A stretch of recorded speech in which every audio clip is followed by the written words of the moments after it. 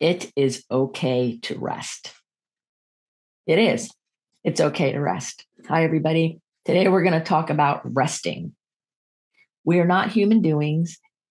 We are human beings. You're not a machine either. And, back in the Egyptian days, they were as good as how many bricks they made that day. And we've been trained in this industrial society to go, go, go, go, go. More work, more work, more work, more clients, do this, take care of that. It doesn't serve us. We're meant to live in rhythms. We're meant to live in seasons. And it's okay to rest. I've been caught in the trap many times in different ways in my life. And I'm sure that a seduction might invite me in the future to not take care of my rest. So there's several areas that we can rest that really serve us. Most people think when I say it's okay to rest, they think I mean take a nap or just stop for a minute, which is part of it. It could be part of it. But there's other kinds of rest that I think really matter. One of the most important ones that I notice is what I call creative rest. And as a creator myself and as a gifted visionary person, then it's important that I give myself time for creative rest. Now, that might be journaling. It might be sketching, and I'm not even an artist, but sometimes drawings come out. It might be walking in nature and just sucking in the beauty and the smell and all of the richness of wherever I am to allow my creative juices to rest. It's not always about production. It's not always about go, go, go. It's about being willing to honor the flow and the creative process within your own being. There are some days I can just do all kinds of stuff and a lot gets put out into the world. And then there's other times where I have creative rest, where I allow myself that inner percolating, if you will, to allow the creative juices to continue to flow in the way that serves best. Another part of creative rest is honoring your own creative cycle. Like I'm much more creative in the morning. I get great inspiration, great downloads, understandings. I have ideas that are inspired in the morning. And come around mid-afternoon, those are around my creativity, but it's not as sharp and crystal clear. So I allow myself to have creative rest in the afternoon because that's how my body and my rhythm does it. I honor the flow of my own being. So I support you in honoring the flow of your being. When are you most inspired and creative? And allow yourself to rest the other times. Don't try to force it. Forcing things doesn't work anyway. It's like trying to herd cats. It just doesn't work. Now, another kind of rest that I think is really important for bright and sensitive people is I think it's important for everybody, but it's particularly important for bright and sensitive people is sensory rest, is like giving ourselves a break from all the stimulus, from all of the pop-ups, from all of the stuff. Come off the screens, decrease the blue light, allow yourself to take a sensory break. Now, one of the things I love to do for a sensory break is going to the float center and floating in darkness. Yeah, I love it. I call it float therapy. And, they called them sensory deprivation tanks in the 60s, and they've made a resurgence in a really healthy way because there's a lot of research shows how float therapy really helps reset the brain and calm it down. Not to mention the high magnesium in the water allows you to, gets absorbed through your skin and helps you relax. So sensory rest is important. It's important to give ourselves time to have quiet and stillness.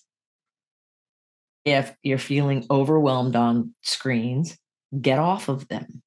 Yeah, really. A couple weekends ago, I was over the phone. It was just kept ringing and texting and constant noise. And so I turned off all the notifications, the ones that were still left. I turned off a bunch before, and I just turned it on airplane mode and just left it. so that nothing would bother me unless I wanted to turn it on and use it. And then people were like, where were you? What's going on? It took you a while to answer your text. Blah, blah, blah. I said, I was resting. My sensory input was too much. So you don't have to keep going. When your system is telling you that your senses are overloaded, stop and rest. It's okay. Stop, rest. It's going to be okay. You're no good to anybody when you're stressed out and you're overstimulated and you're harming yourself by keeping your adrenals going and your whole system all out of whack because it's overdone. It's cooked like the tilt on the old fashioned pinball machines. Give yourself some sensory rest. And then there's the main 5 major life areas that I talk about in my MEPS, MEPSS model of life. And each one of those areas can use rest too. So we're going to start with the mental. The mental area of our bodies and our being really need rest. That means our mind and our thinking. So sometimes for some of us that have lots of different things going on in our head all the time, the best kind of mental rest is to let ourselves think about something that doesn't really matter so that the actual thinking can rest. Sometimes meditation, for me, swimming will do it, or just sitting under a tree or something like that, or floating will do it. But giving ourselves mental rest, we don't always have to be thinking. We don't have to always be figuring, and not everything is figure outable anyway. So it's so important to give ourselves mental rest, no matter how smart we are. In fact, the smarter you are and the more thinking you have going on tells us you would probably be served best by even more mental rest. Then there's the E, which is emotional rest. Our feelings, our energy, our emotions and our feelings are the energy that tell us we're alive. And so I'm an empath and I'm also intuitive. And so I can feel everybody else's energy. I feel what's going on. I feel my own. It's so much. And so sometimes I just need to say, enough is enough. And I'm giving myself calculated emotional rest. I don't have to take it on. I don't have to listen to things I'm not able to at the moment. I don't have to go put myself into harm's way to, quote, serve somebody or be there for somebody if I'm not able to do it. As I've been saying for decades, give from your overflow like a fountain. If it's not extra, don't give it. We want to be giving from a full vessel that's overflowing, not from a partially full vessel or an empty vessel thinking that's serving, because it's really not. If you're spent and burned out and you say you're helping someone else, what you're really doing is taking their energy. It's backwards and it doesn't work. We've all had that person who's come over to us and wanted to give us a hug as if they were consoling us, but really they wanted our energy. They wanted the consoling. So emotional rest means that we honor that in us. Like, I just can't do it right now. And respecting that boundary. And if somebody tells you they can't do it right then, respect them. And realize we all need emotional rest. We're living in a very turbulent, crazy time right now. There's something going on all the time. It's okay to turn it off. It is, because no one of us can handle all of it. Then there's physical rest, which is our physical body and our environment. It has to do with giving ourselves permission to rest our body, like getting enough sleep is a big one. Right? People brag about, oh, I don't sleep and I don't do that and I don't need to sleep. Well, yeah, we do. Sleep is how we regenerate.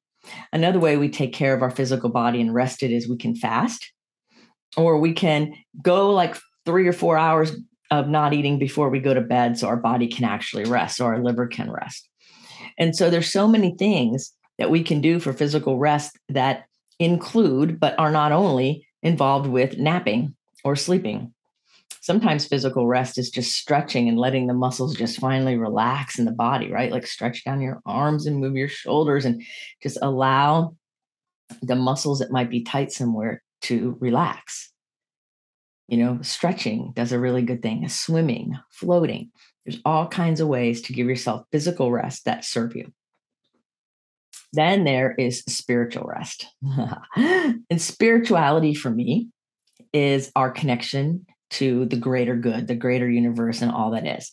It may or may not include a religion. We are talking about, what I'm talking about here is the greater connection, our spiritual connection, our soul connection, our vital life force energy connection to all that is. So, how does that work? How do we get spiritual rest? Well, meditation will do it, right? Sometimes I just journal. I close my eyes and I kind of think about things for a minute, and then I just let myself journal. And see what comes through. Sometimes it's about it. All my spiritual rest also comes with sensory rest, like turn everything off and just rest. Another form of spiritual rest sometimes that I think is really helpful is music and or creating. Musicians often will get their spiritual rest by creating music, listening to music that really serves you, that feeds your soul, not the angry, hard things, but the things that feed our soul. Beethoven, Mozart, Chopin, they show that classical music a lot helps regulate the nervous system. And you know what else? Seashores, waterfalls. There's all kinds of ways to get spiritual rest. I also give myself spiritual rest by quilting because it requires my left and right brain to kind of harmonize and relax, and I can just be in a flow without any distraction. That allows my spirit, my soul to rest. So there's lots of ways even to bring different kinds of rest together so we can actually be much more effective. We can love better, we can be successful and be happy. And then, of course, there's social rest. That's the last S. Social rest is important because we are in a world that's very extroverted and people all over the place. Well, I'm introverted and I like people, but I don't know if I want it, if I want that much people-y stuff all the time. And so even my extroverted friends get served from taking social breaks, taking a rest. If you don't feel like doing something because you're really spent, don't. So here's how you protect your rest. I want to talk about protecting it because we live in a society that wants us all to be burned out, act like machines, and keep on going. And there's a wave of people starting to speak about it more and more and more. What I've noticed over the last decades and what I've said to many of my friends is, let's not keep healthy living the best kept secret. Because there's a lot of people who've been living these ways and understanding and honoring rest, but they haven't been saying anything about it or helping other people who don't know anything about it. And just because you know it doesn't mean other people do. So it's important that we're willing to be open and honest. And when we are invited to share things, share our understanding or share how we do something, but only when we're invited. So boundaries. The number one way to protect all of these areas of rest is boundaries. Now, boundaries aren't prickly fences or electronic or like electric zapper fences, like some people think. Boundaries simply are the internal and the external system by which you allow things in and out of your life, people, events, emotions, whatever. And so we have a system outside, how close people can get it, how much input. But you also have a set of boundaries inside of how much of you're going to have show up in the world. And that's important to know. Like I have a little sign on my desk that says, be mindful of how you show up. So for each thing I get ready to do, I am mindful for what parts of me, my internal self, are going to come forward in that particular event. Different parts of me are going to come forward for doing this podcast, for example, versus working with a group of sensitive, creative people versus working with a family. They're all different. Now, there might be some similarities, but it's still different. So to be mindful of what parts of you are showing up for what, and does that align with what the real mission is, right? And then there's also external boundaries. And I always tell people, if you have a squishy boundary, if they're squishy and nobody can really quite tell what they are, you're going to be burned out and get resentful. Other people who might want to be opportunists may take advantage of you, and then things become a big mess. And when you find yourself making excuses for other people's not so great behavior, your boundaries are too squishy. If you want to be respected, by yourself and by others. If you want to be respected, you must have clear and healthy boundaries. My yes means yes. My no means no. Clear, honest boundaries, meaning the criteria that I use to allow anything in and out of my life, right, is consistent and clear so that the people engaging with you know what the rules are. And so you know what the rules are instead of making it so squishy and changey and going all over the place that nobody knows what's really going on. And then everybody gets frustrated and upset because one day you said no, another day you said yes, other day you don't know, and your no means yes, and this and that. Because we're taught in this culture that if somebody says no, just keep badgering them and they'll eventually say yes, they'll eventually give in.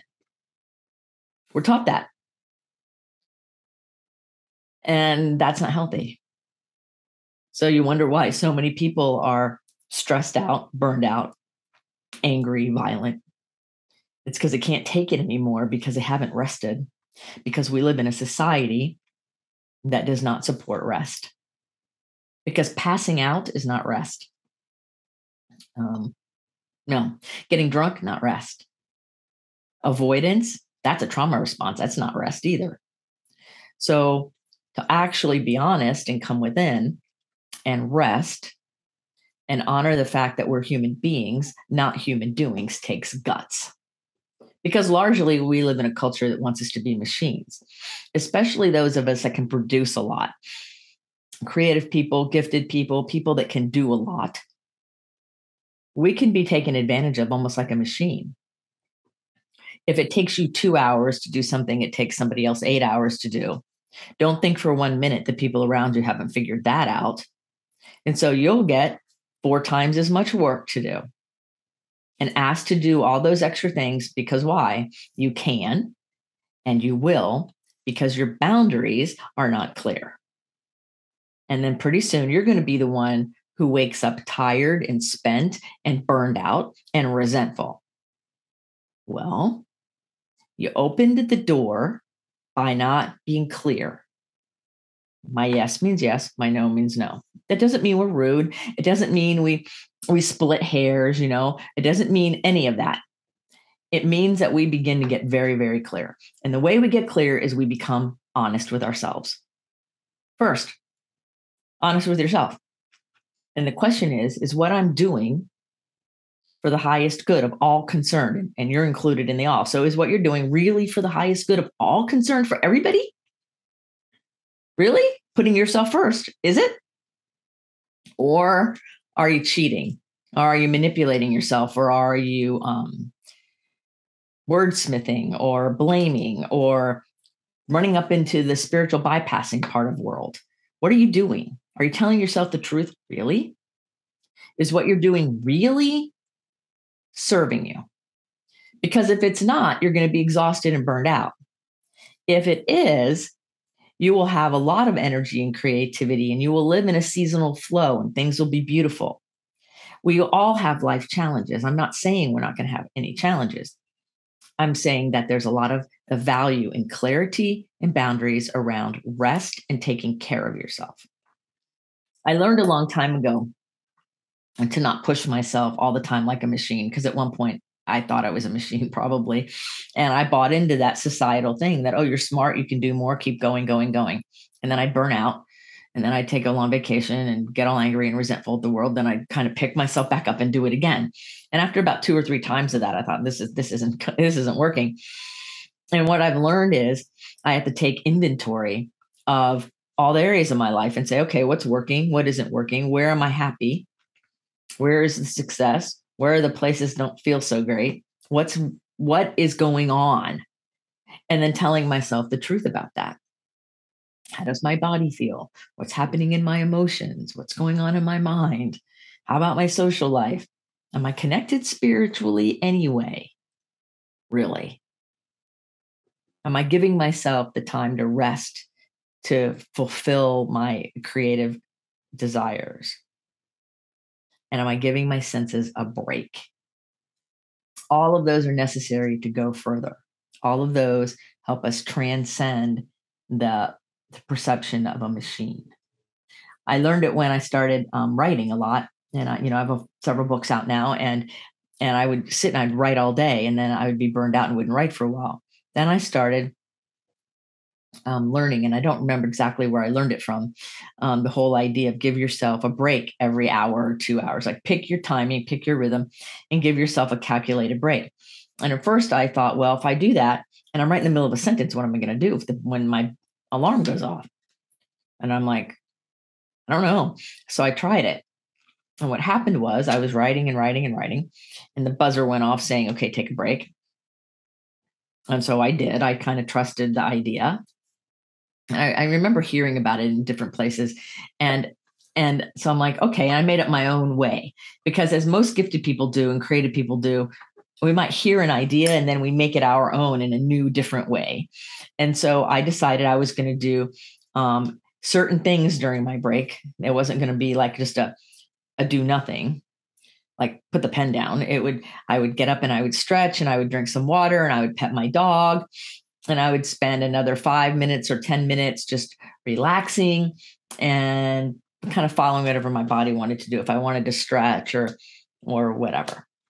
And then I would go back to work for however long. I ended up figuring out that 44 minutes is my sweet spot. If I do 44-minute increments over about a 4 or 5 hour day, what I find out is I get more done than if I just sit down and try to power through. That's because when I am focused, more can come through more fully. That's because the breaks give me creative rest, sensory rest. They allow my inner being to percolate all these ideas with my emotions and my physical self and all that. And I'm not tired and moving funny in my chair and trying to force it through. Everything can be in a better flow. So actually, I get more done by taking more breaks. The world is a paradox, my friends, and it's not linear. And it's okay to rest. It's okay to be smart and talented and gifted and rest. It is totally okay to say, you know what, I've had enough. I'm taking a break. And it's okay to take small breaks through the day. And the whole idea of a Sabbath is to take one day to devote to your spiritual practice. And I believe that. And I take a full day every week to the best of my ability to be connected in all the cool ways that I spiritually want to be connected. But I also added something. I added taking little mini Sabbaths after all big accomplishments, might we say. So if I'm working on a big project and it takes several of my little work sessions to do and I get it done, I give myself a Sabbath, a rest following lots of work.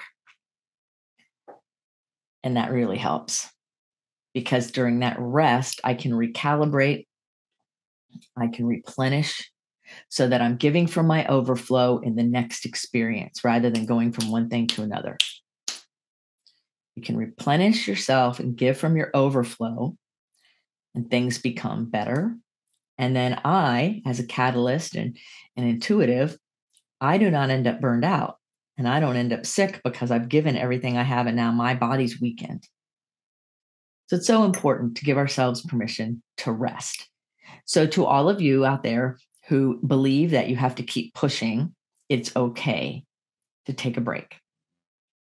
To all those of you who become addicted to being lazy, calling it rest, start telling yourself the truth, right?